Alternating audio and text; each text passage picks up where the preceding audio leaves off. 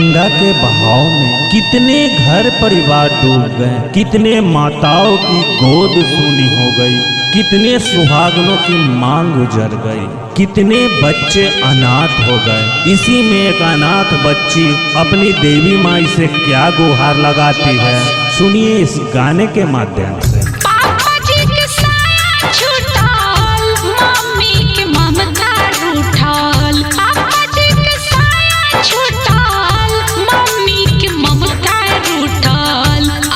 मोरी मैया आज एगो बेटी टूअर भइल हो माई। आहू मोरी मैया आज एगो बेटी टूअर भइल हो माई।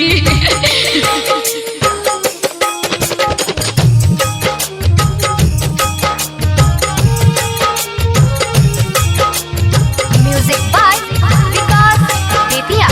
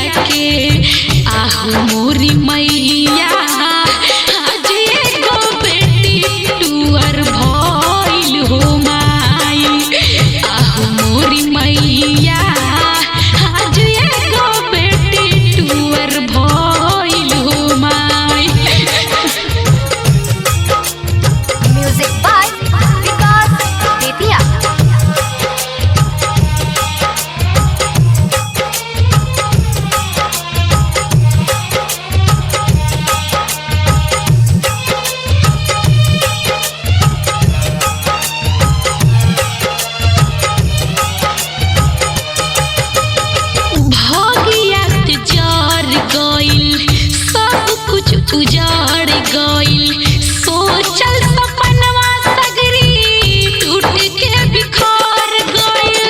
भगिया जर गइल टूट के बिखर गइल।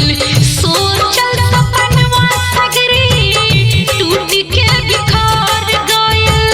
खुशियां में आग पड़ल गुलरी के भाग जरल।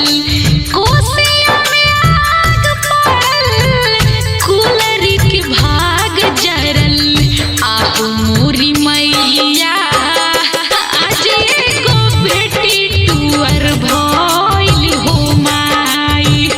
आहू मोरी मैया आज एगो बेटी टूअर भइल हो माई। Anirudh recording studio Hajipur Vaishali.